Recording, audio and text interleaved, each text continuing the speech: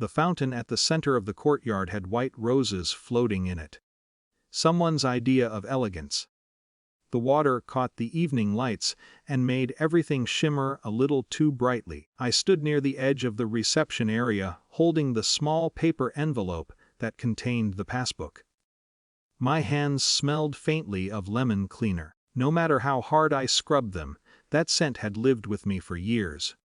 My daughter looked beautiful. That part was undeniable. Her dress moved like soft clouds every time she turned.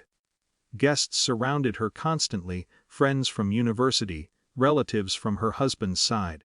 People who wore clothes that looked like they had never seen a washing machine. I stayed near the back. That had always been my position in rooms like this. When she finally noticed me, it wasn't with warmth exactly. It was the polite kind of attention you give someone when other people are watching.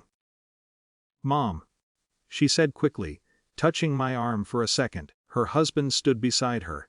He had a habit of smiling with only one side of his mouth. I handed her the envelope. "It's just something small," I said. She opened it right there. I could tell she was hoping it was something more presentable, maybe a piece of jewelry she could show her new family. Instead, she pulled out the old bank passbook. The blue cover was faded from years of being kept in my kitchen drawer. She flipped it open. I watched her eyes scan the pages. Her forehead tightened. "Mom, what is this?" "A savings account," I said quietly. She turned another page. The handwriting of deposits stretched back decades. Small amounts. 10 here, 20 there. Sometimes 50 when a family gave me a holiday bonus. Her husband leaned over her shoulder. She laughed. Not a cruel laugh at first, more the nervous kind people make when they don't want to look embarrassed in front of others. "Is this just a few loose bills, Mom?" The guests nearby had begun to notice. Conversations softened. People always sense when something awkward is happening. Before I could answer, her husband gave a small smirk. "Your mom's just a cleaner anyway." The words floated in the air like dust that suddenly becomes visible in sunlight. A few people chuckled politely. My daughter's face flushed, but she didn't defend me. Instead, she looked at the passbook again with irritation. "I can't show this to people," she muttered. And then she tossed it. The little book landed in the fountain with a soft splash. For a moment it floated between the roses before slowly soaking through. No one stopped her. No one reached for it. I stood there a second longer than I needed to. Then I turned and walked out. No shouting, no tears, just the sound of the fountain behind me and the quiet hum of music from the reception. That night I didn't sleep very much. Memories came the way they sometimes do when your mind has too much room to wander. The first house I cleaned after my husband left. The early mornings catching the bus when the sky was still dark. The elderly couple who always paid me $5 extra because I polished their silver so carefully. Every time I received cash, I took a little portion and deposited it. The teller back then had suggested the savings account. "You never know," she told me once. "Small things grow over time." I didn't really understand interest or compounding back then. I only understood that someday my daughter might need help. University, a wedding, a start, so I kept saving. $10, 20, sometimes just coins. 30 years passed that way. In the morning I went to the bank. The passbook had sunk to the bottom of the fountain. But I knew the account number by heart. I had written it on the inside of my wallet years ago. The bank looked the same as always. Quiet, cool air, people speaking in low voices. I waited in line behind two men discussing mortgage rates. When it was my turn, a young teller greeted me. "How can I help you today?" "I need to report a lost passbook," I said, "and possibly close the account." She nodded and asked for my ID. Her fingers moved across the keyboard while she searched the system.